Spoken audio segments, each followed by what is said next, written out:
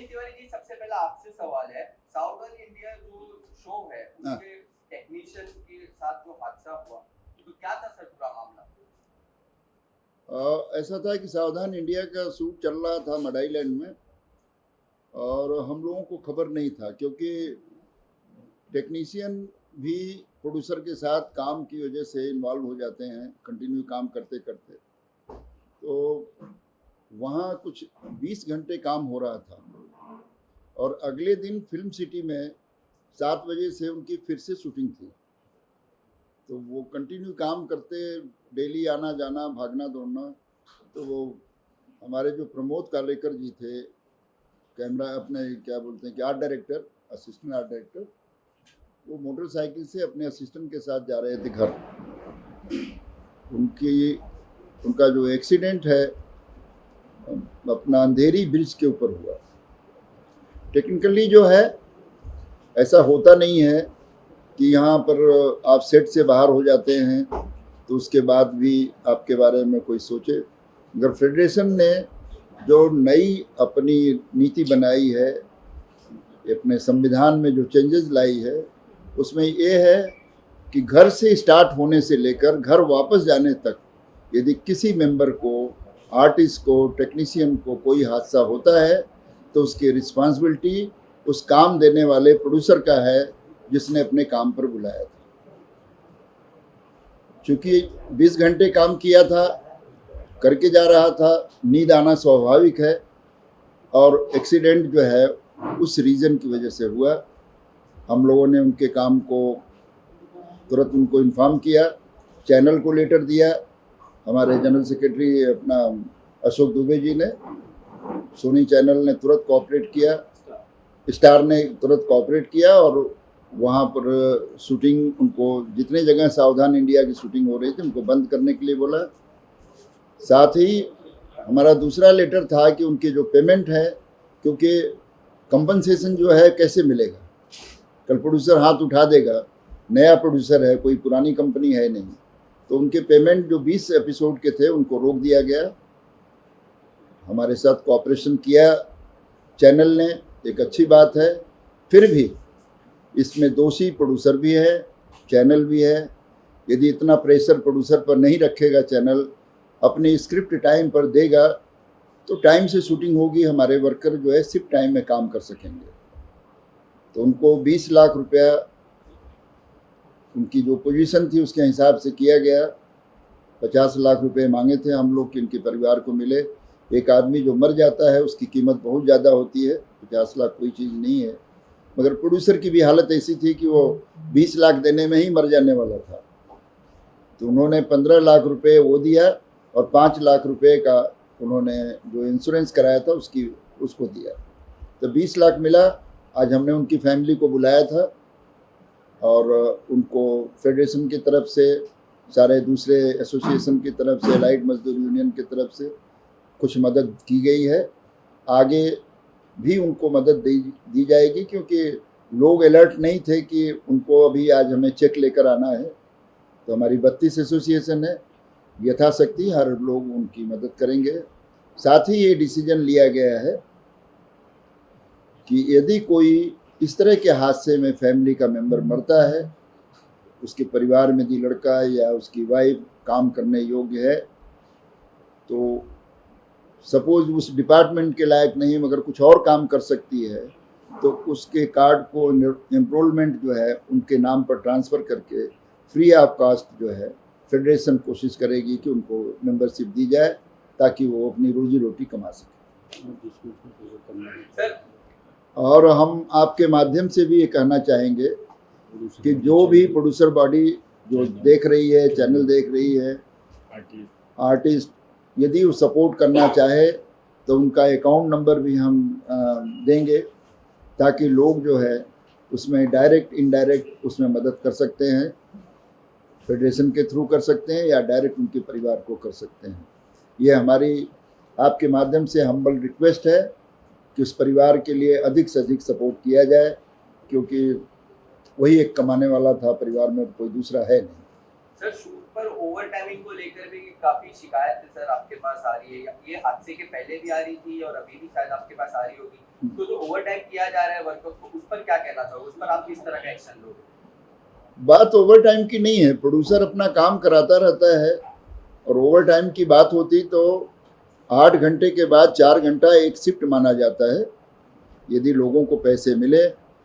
हमने तो ये करके रखा है कि यदि आपको काम बहुत ज़रूरी है और आपको डिलीवर करना है तो आप सेकंड यूनिट लगाइए और आप काम कर सकते हैं। हम आपके सपोर्ट में खड़े हैं, फेडरेशन काम रोकना नहीं चाहती, मगर जो शिफ्ट टाइम है उसको क्रॉस करके आप काम करते हैं बगैर किसी इन्फॉर्मेशन के, और हादसे इस तरह से होते हैं तो जान की कीमत तो जान होती है। हम तो नहीं कर सकते, मगर दोबारा इस तरह का काम नहीं होने देंगे। यदि इस तरह का कोई काम होता है तो उन पर क्रिमिनल केस किया जाएगा। तब तक बॉडी को हम लोग उठाने के लिए तैयार नहीं है जब तक कि पुलिस उनके खिलाफ कार्रवाई नहीं करती है। कंपनसेशन अपनी जगह पर है, मगर उन पर, चैनल पर, प्रोड्यूसर पर केस भी किया जाएगा, क्योंकि ये ह्यूमन राइट का हनन है, ऐसा होना नहीं चाहिए। सर, ये हादसा रोका जा सकता है क्योंकि चैनल में जो शो चलते हैं मंडे टू फ्राइडे चलता है, वो तो शो मंडे टू सैटरडे चलता है, तो कहीं ना कहीं ये शो को डिलीवर करने के लिए 12 से 13 घंटा शूट लगता है, तो कहीं ना कहीं जो सेलिब्रिटी है वो भी परेशान रहते हैं, लेकिन वो चुप रहते हैं क्योंकि आगे आएंगे तो उनको आगे जाके उनका काम नहीं मिलेगा। लेकिन आप लोग चैनल के ऊपर क्यों नहीं आप लोग बोलते हैं कि मंडे टू थर्सडे, जो पहला होता था कि मंडे टू थर्सडे शूट चलता था, और इस पर कई सारे सेलिब्रिटी नहीं बोलते क्योंकि उनको डर लगता है कि उनकी नौकरी चली जाएगी। नहीं, बिल्कुल आपका सजेशन हमें बिल्कुल एक्सेप्ट है, और हमें भी पता है इस बारे में, हम सारे लोग इस बात से अवगत हैं, और हम प्रोड्यूसर को भी और चैनल को भी लेटर देंगे कि या तो स्क्रिप्ट पहले दे दी जाए, आप बैंक कीजिए, प्रोग्राम बना करके अपने पास इकट्ठा कीजिए, उसके बाद टेलीकास्ट डेट दीजिए। आप कट टू कट रखेंगे, ये प्रॉब्लम तभी होती है जब कट टू कट रखा जाता है। ऐसे बहुत से लोगों के बारे में हमें पता है कि उन्होंने 4-4 महीने के प्रोग्राम को शूट करके रखा है, कोई दिक्कत नहीं है, आप जब चाहें तब करें, 8 घंटे करें, 12 घंटे करें, उसके ऊपर काम भी नहीं करते। तो यही होना चाहिए। चैनल को भी हम लेटर दे रहे हैं और इसको रोका जाएगा, क्योंकि इसको हम और आगे नहीं होने देंगे। सर, एक प्रॉब्लम ये आता है कि ये पहली ऐसी इंडस्ट्री थी जिसमें साप्ताहिक अवकाश वर्करों को नहीं मिलता है, इसके बारे में आप लोग जो है सीरियस हैं या क्या है? कैसा है कि मंथली जो काम करते हैं हमारे वर्कर्स और टेक्नीशियन, हमने पहले से ही प्रोड्यूसर और फेडरेशन ने एग्रीमेंट किया था कि 4 छुट्टी होनी चाहिए। तो जैसे हर आदमी को वेकेशंस मिलता है, 4 छुट्टी मिलती है, लेकिन वो रूल्स और रेगुलेशन यहाँ फॉलो नहीं हो पा रहे हैं। प्रोड्यूसर ज़बरदस्ती वर्कर्स को बोल के काम करवाता है, और वर्कर बोल नहीं पाते हैं कि कल अगर उन्होंने मना किया तो प्रोड्यूसर उनको हटा देगा। इसके लिए ये सब प्रैक्टिस चल रही है, लेकिन अब हम उस पर भी कड़क कानून ला रहे हैं कि अपने वर्कर्स को कहेंगे कि अगर आप बगैर नाम बताए आप हमें इन्फॉर्म करिए, अगर प्रोड्यूसर आपको हैरेस करता है, परेशान करता है, हम उसके ऊपर कार्रवाई करेंगे, हमारे लोग उसके साथ काम नहीं करेंगे। सर, पिछली बार फिल्म सिटी के पास जब आप लोगों ने स्ट्राइक किया था तो मुझे याद है उसमें एक प्रमुख मुद्दा था कि पौष्टिक आहार, शुद्ध पानी, टॉयलेट की अच्छी व्यवस्था, ये सब आज भी जो है ना वो मुद्दा तो वहीं का वहीं रह गया, नया कुछ उसमें हुआ नहीं। कुछ चैनल और कुछ प्रोड्यूसर इन चीज़ों के को जानते हुए भी मनमानी कर रहे हैं, लेकिन अब उन चैनल और उन प्रोड्यूसरों को हम आपके द्वारा एक संदेश दे रहे हैं कि वो अब सही तरीके से हों, नहीं तो उनके ऊपर हम हर तरीके से ज़रूरत पड़ेगा तो कोर्ट भी जाएंगे, और जो भी हमको एक्शन लेना होगा उनके खिलाफ लेंगे। जो भी, मैं हर सारे प्रोड्यूसर और सारे चैनल को नहीं बोल रहा हूँ, कुछ प्रोड्यूसर और चैनल गलत तरीके से काम करवा रहा है, हमारे लोगों का शोषण कर रहा है, अब उन्हें बंद करना पड़ेगा। अगर नहीं बंद किए तो हम लोग हर तरीके से उनसे निपटने के लिए अब हमारी एक टीम बन रही है और उनसे निपटेंगे कानूनी, और जो भी जिस तरीके से वो बोलेंगे, अगर वो जिस तरीके से शूटिंग अपनी मनमानी 12 घंटा, 15 घंटा, 18 घंटा करे, उसके बाद वो पेमेंट भी नहीं देते, मंथली छुट्टी और जो खाने का पौष्टिक आहार वगैरह नहीं मिलता, उन चीज़ों पे हमारी हेल्थ सेफ्टी टीम जा रही है, इंक्वायरी करेगी, और ऐसे प्रोड्यूसर के खिलाफ हम जरूरत पड़ेगा तो कोर्ट भी जाएंगे। सर, एक सवाल ये भी उठता है कि कोरोना काल में आज ज्यादातर जगहों पे आप जाइए तो सैनिटाइजर आपको नहीं मिलेंगे, सोशल डिस्टेंसिंग का पालन नहीं होता है, अधिकांशतः सीटों की ये समस्या आ रही है, इसके बारे में क्या कहेंगे? जैसे शुरू में लोगों ने सिस्टम फॉलो किया, प्रोड्यूसर बॉडी ने भी उनसे कहा था, हर सीटों पे उन्होंने सैनिटाइजर की व्यवस्था, डॉक्टर की व्यवस्था सब रखी थी। लेकिन पिछले कुछ दिनों से ये हमारी हेल्थ एंड सेफ्टी टीम ने हमें कंप्लेन भी की कि अब लोग नॉर्मल हो गए हैं, लोगों का डर खत्म हो गया है और बहुत से सीटों पे इसकी कोई व्यवस्था नहीं है। और हम आपके माध्यम से भी कहना चाहेंगे कि प्रोड्यूसर को हमने आज ही लेटर लिखा है कि इस तरीके की हरकतें आपके प्रोड्यूसर्स कर रहे हैं, आप उनको समझाइए, नहीं तो फिर हम फ्री हैं कि हमें किसके साथ काम करना और किसके साथ नहीं काम करना। आज ज्यादातर जगहों पे देखा गया है कि कोविड काल के बावजूद जो है लोग कोई भी सुरक्षा का मतलब ये तो है, कोविड में सुरक्षा होना चाहिए, बीमा होना चाहिए, बीमा नाम की कोई चीज होती नहीं, पुलिस जानते नहीं है, जबकि ये गाइडलाइन में था कि बीमा करेंगे। ऐसा है कि हमने 25 लाख रुपए की मांग की थी हमारे मेंबरों के लिए कि कोविड का इंश्योरेंस होना चाहिए।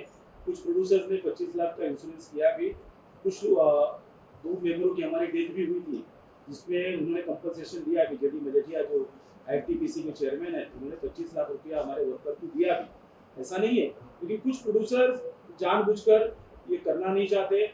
उनका कहना है कि हमारा बजट नहीं है, चैनल ने हमारे बजट कम कर दिए हैं, बजट कम करने की वजह से हमारा नुकसान हो रहा है।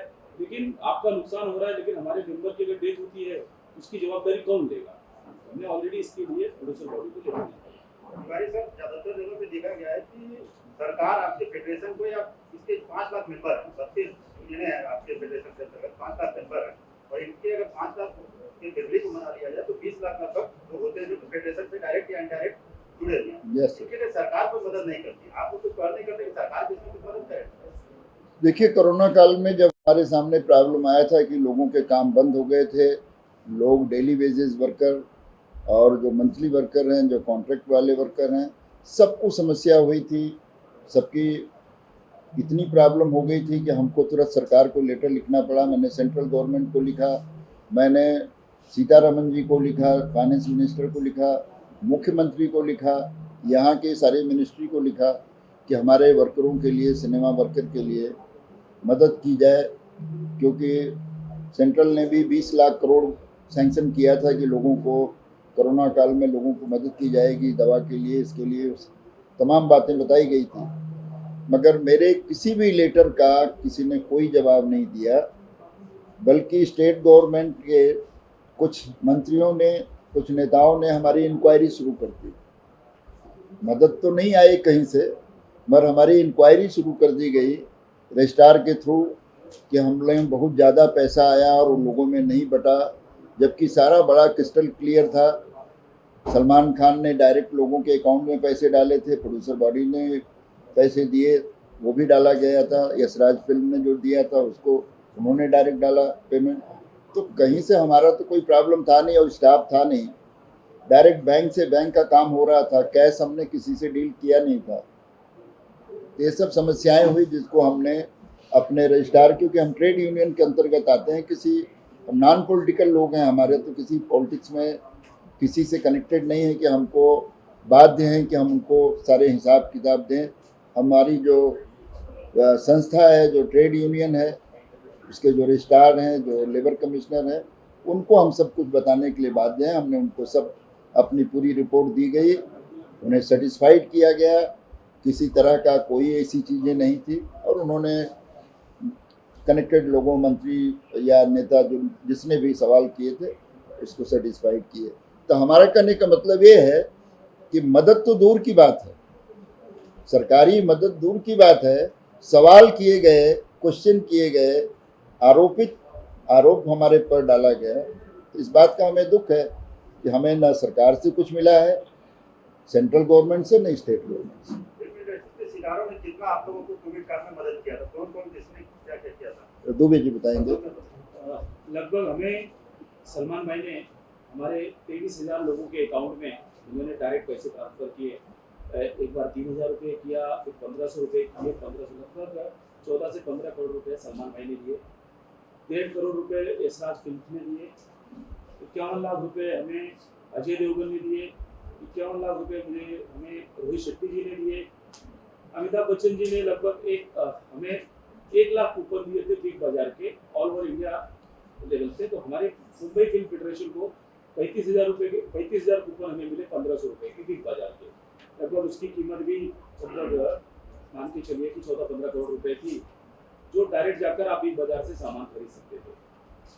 और प्रोड्यूसर बॉडी ने हमें 2 करोड़ रुपए दिए, और बाकी आर्टिस्ट अनिल कपूर, बोनी कपूर, इन्होंने भी हमें डायरेक्ट मदद की। वर्करों के लिए तिवारी साहब, वर्करों के लिए एक स्कीम पिछले दिनों चर्चा में थी, आवास योजना आप लोग ला रहे हैं, उसके बारे में जरा डिटेल बताइए ना। क्या 10,000 कुछ ब्रांड समथिंग कुछ आप लोग लाने वाले हैं? हम लोगों ने 2 साल पहले सेंट्रल गवर्नमेंट को अप्रोच किया था कि हमें 50,000 घर जो है हमारे वर्कर, क्योंकि 5 लाख से ऊपर हमारे वर्कर हैं, 10,000 में तो नहीं काम चलेगा, 50,000 घर के लिए हमने लेटर दिया था।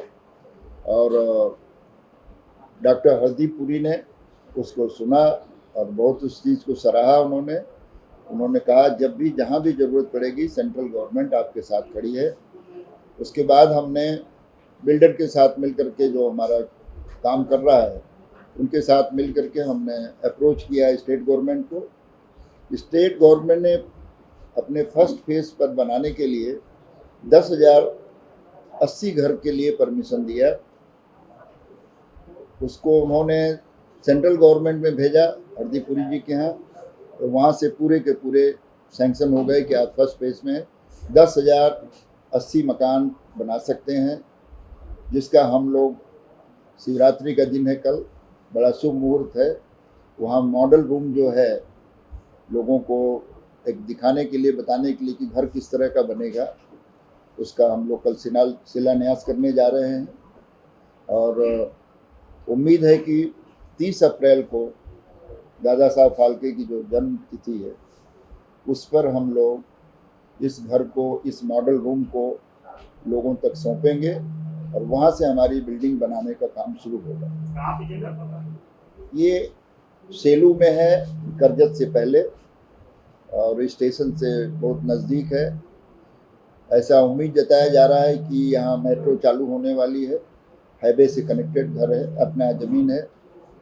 इसमें 23 महले की बिल्डिंग बनेगी, स्कूल बनेगा और ESI का हॉस्पिटल होगा जो फ्री वर्करों के लिए, सीने वर्कर। पहली बात तो ये है कि सीने वर्कर के नाम पर ये हाउसिंग सोसाइटी को पास किया गया है कि सीने वर्कर, सिनेमा से कनेक्टेड लोग ही यहाँ पर रहेंगे। एक बहुत बड़ी जीत हुई है। 70 साल के अवधि में हर फेडरेशन के हर आदमी ने ये कोशिश की बनाने की, हर एसोसिएशन ने प्लान किया कि हम घर बनाएं वर्कर के लिए, मगर वो सक्सेस कभी नहीं हो पाया। लोगों ने या तो ज़्यादा पैसे मांग लिए, या शुरुआत हुई इधर हुआ, ऐसा हुआ ऐसा। ये पहली बार फेडरेशन 1 रुपया लिए बगैर अपने काम को यहाँ तक अंजाम दिया है। बिल्डर ने 253 एकड़ ज़मीन भी ले रखी है, जिस पर हमारी जगह, हमारे बिल्डिंग बनने वाले हैं। बहुत ही खूबसूरत लोकेशन है, बहुत अच्छी जगह है। उम्मीद है जब आप लोगों को हम 30 अप्रैल को बुलाएंगे, इनवाइट करेंगे प्रेस को, और आप देखेंगे कि एक इतना बड़ा काम है कि इस काम के लिए हम चारों जो लोग यहाँ बैठे हैं, साथ में हमारी जो कमेटी है, इस सब का योगदान है, सबकी मेहनत है। जो भाग दौड़ का काम है दादा हमारे जो शरद सेलार जी हैं कर रहे हैं अपने स्तर पर, क्योंकि बहुत सारे मकानों के बारे में जानकारी इन्हीं के पास है, हम लोगों के पास तो है नहीं। तो सब मिल करके काम कर रहे हैं, एक आदमी को क्रेडिट नहीं जाता है। ये फेडरेशन की जीत है, फेडरेशन का काम है, जिसमें 50,000 वर्कर तो सिर्फ एक ही आदमी के हैं, एलाइट मजदूर, जिनको कि घर की बहुत सख्त ज़रूरत है। तो हम चाहेंगे कि जैसे ही 10,000 इस साल मंजूर हुआ है, अगले साल फिर हमें 10,000 मंजूर हो, ऐसे 50,000 भी घर हमें कम पड़ेंगे, ऐसी उम्मीद है मुझे।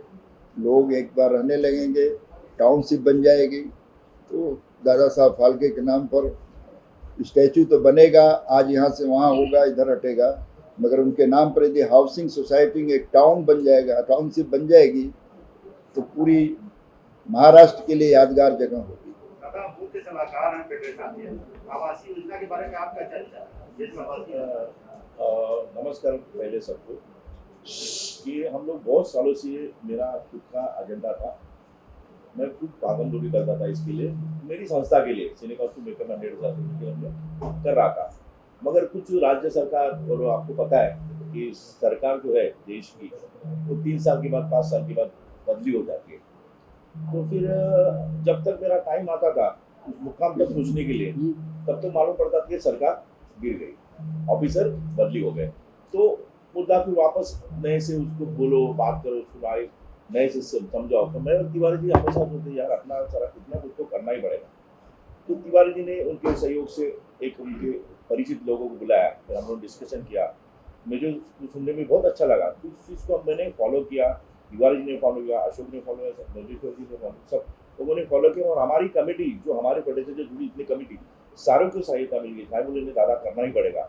इस मुकाम से हम लोग भागम चालू किए, और ऊपर वाले की कृपा से, ईश्वर की कृपा से सारा आज हम लोग जो देख रहे हैं, जो आज हम लोग इतने खुश है दिलों से, दिल में से चारों भैया, आज कुछ ना कुछ तो ऐसा हुआ कि बाबा ये 4 आदमी थे, तो जिनके वजह से और पूरी कमेटी के वजह से आज इस मुकाम पे हम लोग को, इससे ज़्यादा हमको कोई खुशी नहीं है। और मैं और एक कहना चाहूँगा कि राज्य सरकार की जो पुलिस है, पुलिस डिपार्टमेंट है, वो हमेशा हमारे सहयोग के लिए आती है। उनको पता है कि फेडरेशन ने 65 साल से जुड़ी हुई है और सबसे पुरानी संस्था है इंडस्ट्री में, जो सब इनके साथ है, आर्टिस्ट, डायरेक्टर, जो टेक्नीशियन है हमारे साथ ही है। तो वो हमारी सुनते, महाराष्ट्र राज्य पुलिस का बहुत बहुत धन्यवाद हूँ, तो हमेशा फेडरेशन का सुनते। और मैं श्री विशाल नागरे पाटिल साहब का बहुत बहुत धन्यवाद कहूँगा, क्योंकि कल ही मैं उनको मिल के आया, क्योंकि हम लोग काम बांट के ले जाओ, आप ये करेंगे, आप ये करेंगे, आप ये करेंगे। तो उनके पास गया था, उनको मैंने इन्वाइट किया था इस प्रोग्राम के लिए, मगर उनको कोई अर्जेंट ऐसा तो 2 दिन में कोई कमीशन लेवल का आदमी है तो आ नहीं सकते हो। तो उन्होंने रिक्वेस्ट की, लेकिन उन्होंने मेरे मुद्दे सुन लिए कि आजकल हमारी इंडस्ट्री में कुछ बाहर के लोग आ गए, बहुत सारे शूटिंग में तकलीफ देने लगे, कुछ पैसा मांग रहे, कोई 10,000 मांग रहा है, कोई 5,000 मांग रहा है। तो प्रोड्यूसर भी हमारा परेशान है, मतलब क्यों बोलता है यार मेरा काम खराब हो जाएगा, उससे अच्छा 5,000 रुपये लेकर चले जा, ये ज़्यादा बढ़ गया है। तो मैंने उनको ये सारी समस्या बताई, तो उन्होंने बोला शरद ऐसी बात है शिला, तो मैं 12 तारीख को तू कितने बजे मीटिंग लगानी, क्योंकि हम लोग कल सैल्यू जाने वाले थे, हमको सवेरे आने के लिए टाइम लगेगा। 12 तारीख को परसों 4 बजे उन्होंने खुद फिल्म सिटी में करके पूरी पुलिस डिपार्टमेंट को इन्फॉर्म कर दिया कि 4 बजे फेडरेशन, पुलिस डिपार्टमेंट और फिल्म सिटी के डिवीजन से एक मीटिंग रहेगी। ये सारे मुद्दे फेडरेशन के सुना जाएंगे, तो क्या है क्या नहीं। उन्होंने पहले भी हमको बहुत ये किया सपोर्ट, और उनका मैं बहुत धन्यवाद कहूँगा। और हमेशा महाराष्ट्र पुलिस ने हमको सपोर्ट किया, लेकिन हमारे मुद्दे सुनते हो, ऐसा नहीं कि हमको ये करते नेगलेक्ट कर, सुनते तो सुनते। उनको ये पता है, एक नॉलेज में उनके आ गया है कि फेडरेशन एक संस्था है जो ये इंडस्ट्री को, बहुत सी सारी पुरानी संस्था है, और हम लोग बेनिफिट भी देते हैं। उनको ये भी समझा कि हम लोग रिटायरमेंट देते हैं, हम लोग मेडिकल देते हैं, हम लोग एजुकेशन के लिए पैसा देते हैं, हर डेट से कंपल्सरी हर चीज़ देते हैं हम लोग। बाकी जो एसोसिएशन बनी है, बोला उनका क्या है, बोला कुछ नहीं, वो लोग 5,000 रुपये लेके कार्ड देते, बोलते जाओ आप, कोई बोलता है कैमरा बन गया तू जा, फिर वो कार्ड दिया, बोला हमारे यहाँ ऐसे नहीं, हम लोग उस चीज़ को पूरा करने से पूरा चेक करते कि ये आदमी इस लायक है क्या, तो इसको मेंबर बनाते। तो हम लोग जो रिटायरमेंट वगैरह देते पैसे हैं इसलिए बोलते हैं, और हम लोग बहुत अच्छा काम करते हैं, इनको पता है। तो ये बहुत सारी बातें हैं, और हम लोग चारों हमेशा भागम पूरी करते हैं और मेहनत भी करते हैं। हमारी कमेटी सारी बम्बई में बाकी काम भी करती है, तो सबका ये सहयोग है, तो ये हुआ है। इसलिए मैं तय सब गवर्नमेंट डिपार्टमेंट, सेंट्रल गवर्नमेंट, सबका मैं धन्यवाद कहता हूँ। ये ग्रीन डिमांड जो स्कीम है, हाँ जी। ये प्रथम फेज की कब तक मतलब पूर्ण होने की संभावना है, और लॉकडाउन के बाद कंस्ट्रक्शन इंडस्ट्री जिस हिसाब से मंदी की चपेट में है, उसका क्या असर पड़ेगा? मेरे ख्याल से ऐसा होगा नहीं, क्योंकि हमारे जो भले छोटे वर्कर है, बिगर एक्साइटमेंट है, जो कुछ नॉमिनल फीस रहेगी, तो मैं कल बोलूँगा तो कल भरने को तैयार हो, क्योंकि खुद का घर चाहिए, खुद का घर अपना, तो वो रेडी है हमारे वर्कर्स। और रही बात गवर्नमेंट की यहाँ से, तो हम लोग मेहनत करेंगे, फॉलो करेंगे तो हो जाएगा। इमीडिएट तो होता नहीं, गवर्नमेंट राज्य सरकार और केंद्र सरकार दोनों ने परमिशन दे दी है। और कल जो हमारा भूमि पूजन है, वो सैंपल फ्लैट का है कि किस तरीके से हम सैंपल फ्लैट बनाएंगे। कल हमारी एसोसिएशन जो है 32 एसोसिएशन, उसके कमेटी मेंबर्स जाके वो जगह देख रहे हैं, और उस मॉडल हाउस का जो भूमि पूजन वो करवा रहे हैं। 30 अप्रैल तक हमारा टारगेट है कि वो मॉडल हाउस कंप्लीट हो जाए। 30 अप्रैल को हम बड़ा कार्यक्रम, दादा साहब फाल्के जयंती के उपलक्ष्य में बड़ा कार्यक्रम रखेंगे, जिसमें हमारा निवेदन है कि मुख्यमंत्री हुए, उसके बाद हरदीप सिंह पुरी जी हुए जो इसके डिपार्टमेंट के हैं, कुछ बड़े आर्टिस्ट, अमिताभ बच्चन जी से हमारी बात चल रही है कि उस दिन वो आके वहाँ पे इसका भूमि पूजन करें।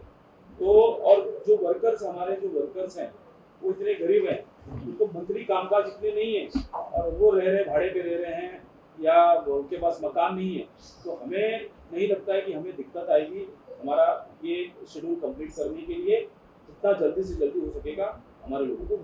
तिवारी सर, ये फ्लैट को लेकर के सबसे एक जिज्ञासा है कि ये फ्लैट की प्राइस क्या होगी और एरिया क्या होगा और इंस्टॉलमेंट क्या होगा, क्या प्रोसीजर क्या है? ये फ्लैट जो है 465 स्क्वायर फीट है, सुपर बिल्डअप, क्योंकि 23 महले की बिल्डिंग है, वहाँ उसी में स्कूल है, उसी में हॉस्पिटल है, शॉपिंग मॉल भी बनेगा, स्कूल दुकानें उकानें होंगी, क्योंकि इतनी बड़ी लोगों की संख्या रहने वाली है।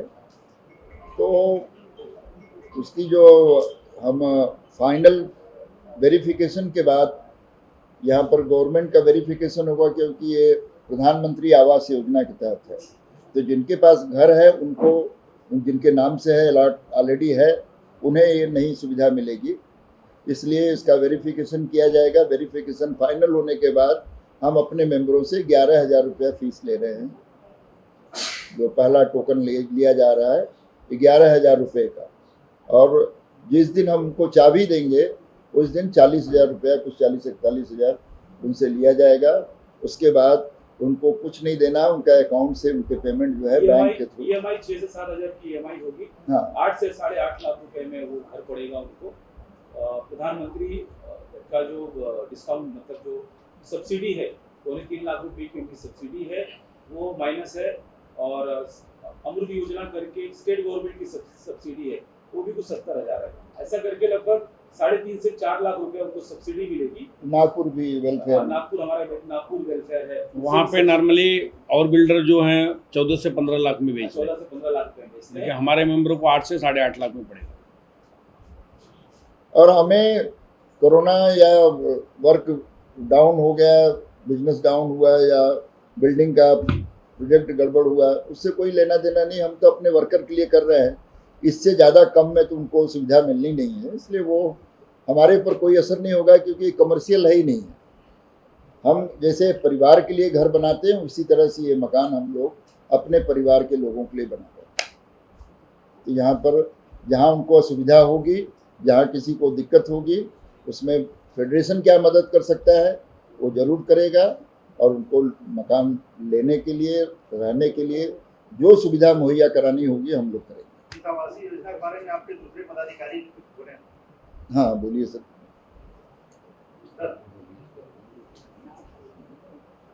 राजा भाई, आप कुछ? ये जो आवासीय योजना है सर, वर्करों के लिए, क्योंकि आप तो वर्करों से सबसे ज्यादा नजदीक जुड़े हुए हैं। मैं ये बोलना चाहूंगा कि ये जो खौफ था, ये 70 साल पुराना खौफ था, जो हमारे ये कमेटी आने के बाद ये पूरा हुआ, और ये सेरा हमारे ये काफी पुराना खौफ है। जो वर्कर बेघर थे, आज उनको घर मिलने का एक खौफ वापस से फिर से देखने के लिए मौका मिला है। तो जिनके पास घर नहीं है, जो रजिस्टर्ड नहीं है, जिनके पास घर, ये घर उन्हीं को मिलेंगे और सही हाथों में घर जाएंगे। लेकिन एक सवाल ये भी उठता है कि आपको बाड़ा के जरिए जो सरकार पे जो दबाव देते हैं, मुंबई में एक फ्लैट जो है इस तरीके से मिलेगा। मुंबई में इतनी जगह नहीं है, हमने बहुत इंक्वायरी किया, बहुत हमने हर जगह कोशिश किया, लेकिन पहली बार है कि गवर्नमेंट ने इस तरीके से हमें वहाँ पे देने के लिए तैयार हुआ। नहीं तो हमारी 65 साल से फेडरेशन है, हर साल हर पदाधिकारियों ने, ऐसे नहीं कि हमने जितने भी पदाधिकारी आए हर ने कोशिश किया लोगों के लिए, लेकिन कभी कोई भी गवर्नमेंट इन चीज़ों के लिए सुनी नहीं है। पहली बार केंद्र और राज्य सरकार ने मिल करके हमें कोई जगह दिया है। ये भी जानना चाहेंगे आपसे कि इसमें पत्रकार भी शामिल है या नहीं? अगर पत्रकार शामिल नहीं है तो हो सकते हैं। पत्रकारों के लिए, पत्रकारों को हमने कभी अपने से अलग नहीं समझा। कोरोना काल में भी हम उनकी मदद के लिए खड़े रहे, और वो भी हमारे अपने मेंबर हैं, एनरोलमेंट करेंगे। और हम चाहते हैं कि पत्रकारों को भी एक फिल्मी मीडिया जो है वो हाँ, हमारा परिवार ही है। हाँ, हम लोग मिलकर के ही काम करने वाले हैं। आप सब, और हमने लॉकडाउन के समय में भी जितने भी फिल्मी मीडिया ने हमें संपर्क किया, उन्हें भी हमने सहयोग दिलाने की कोशिश की है। वही मदद की जो अपने मेंबर को किया मैंने, वो मदद अपने पत्रकारों को भी किया। पत्रकारों के लिए कभी भी फेडरेशन जो है तत्पर है, और हम उनको अपने से अलग नहीं मानते, क्योंकि हमारा कोई भी चीज़ जो है हमारी बातें आपके थ्रू जाती हैं तो हम आपको अपने परिवार का ही हिस्सा मानते हैं। तो आप बिल्कुल ये माने कि ये घर आपके लिए भी बन रहा है। कोई ऐसा सवाल जो आपने पूछा ना और आप बताना चाहते हैं? जी, हम एक चीज और कहना चाहते हैं कि हमारे संजू भाई कुछ कहना चाहते हैं, एक मैसेज देना चाहते हैं। हमारा ये प्रेस कॉन्फ्रेंस करने का एक मीडिया और ये सब बताना तो वो था, खास करके हमने प्रोड्यूसरों के लिए कि जो ये आज दुर्घटना हुआ, ऐसे पहले कई बार दुर्घटनाएं हो चुकी है, लेकिन तब भी किसी प्रोड्यूसर ने, किसी चैनल ने उन चीज़ों पर नहीं ध्यान दिया, क्योंकि जो भी एक्सीडेंट में या जो भी दुर्घटना होती है कमज़ोर वर्ग के लोगों का होता है, उस पर किसी ने आज तक ध्यान नहीं दिया। उस चीज़ों पे अब फेडरेशन सीरियस है और एक बार फिर से बोल रहा हूँ, चैनल और प्रोड्यूसर को एक संदेश दे रहे हैं कि जो भी उनकी गलत नीतियां हैं उसको सही करके मेंबरों के हित में काम करें। अगर नहीं करेंगे तो हम उनको स्ट्रिक्ट तरीके से उनसे अब पेश आएंगे और उसको सुलझाने की भी हम कैपेसिटी रखते हैं, सुलझाएंगे भी। जरूरत पड़ेगा कानून, मानवाधिकार या जहां भी हमें जो भी आंदोलन करना होगा उसके लिए हम खड़े रहेंगे। Thank you.